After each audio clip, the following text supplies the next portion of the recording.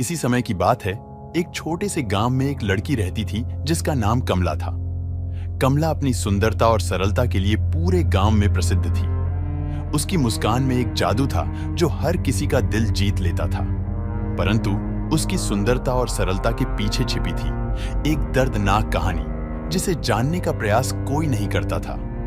कमला अपने माता पिता के साथ एक छोटे से घर में रहती थी।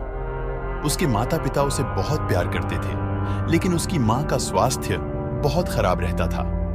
एक दिन कमला की मां की मृत्यु हो गई और उसके पिता ने दूसरी शादी कर ली। उसकी सौतेली मां उसे बिल्कुल भी पसंद नहीं करती थी और हमेशा उसे ताने देती और प्रताड़ित करती थी। एक दिन कमला की सौतेली मां ने उसे घर से निकाल दिया। दुखी और बेसहारा कमला गांव के बाहर एक पुराने और टूटे हुए मंदिर में जाकर रहने लगी। इस मंदिर के बारे में कहा जाता था कि यह श्रापित है और यहाँ रात में कोई नहीं जाता था। कमला के पास कोई विकल्प नहीं था, इसलिए उसने वहां शरण ली। कमला ने धीरे धीरे अपने दर्द और अकेलेपन को सहने की आदत डाल ली, लेकिन मंदिर में रहने के दौरान उसने कुछ अजीबोगरीब घटनाएं महसूस की। रात में उसे अजीब आवाजें सुनाई देती और कई बार उसे ऐसा महसूस होता जैसे कोई उसे देख रहा हो। कमला ने इन सबको नजरअंदाज करने की कोशिश की, लेकिन एक रात जब वह सो रही थी, उसने एक साया देखा जो उसके पास आ रहा था। कमला डर गई और उसने भगवान से प्रार्थना करना शुरू कर दिया।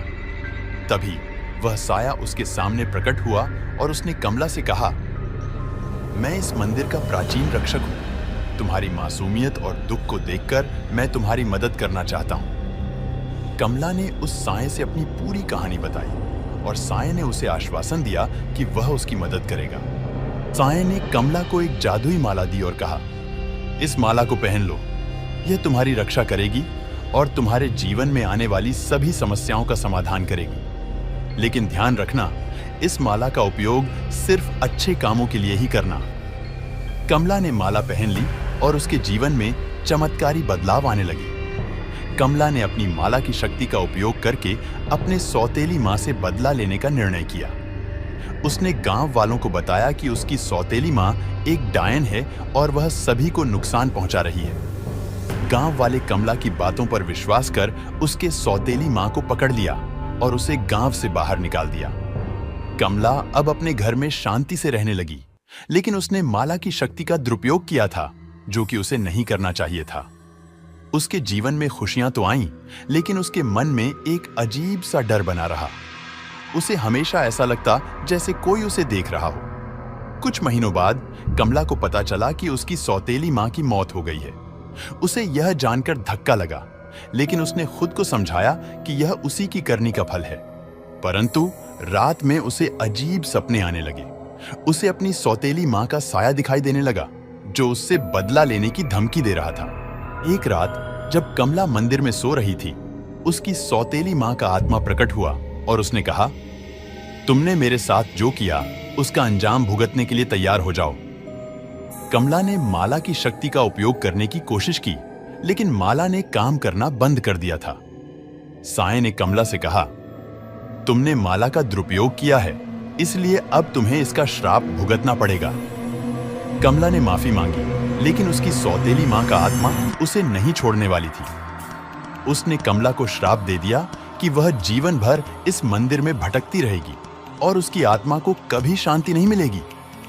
कमला की आत्मा अब उस मंदिर में हमेशा के लिए कैद हो गई। गांव वाले उस मंदिर को अब और भी ज्यादा डरावना मानने लगे और वहां जाने से कतराने लगे। कमला की आत्मा अब भी उस मंदिर में भटकती है और रात में वहां जाने वाले किसी भी व्यक्ति को डराती है। गांव वाले अब भी उस मंदिर से दूर रहते हैं, लेकिन कभी कभी कोई साहसी व्यक्ति वहां जाने की कोशिश करता है।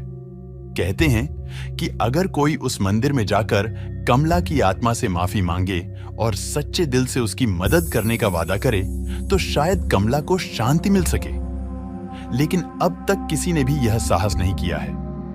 इस प्रकार कमला की दर्दनाक कहानी एक श्रापित आत्मा की कहानी बन गई, जो अब भी अपने न्याय के लिए भटक रही है। उसके श्राप की परछाई आज भी उस मंदिर में मौजूद है और उसकी आत्मा को शांति मिलने का इंतजार है।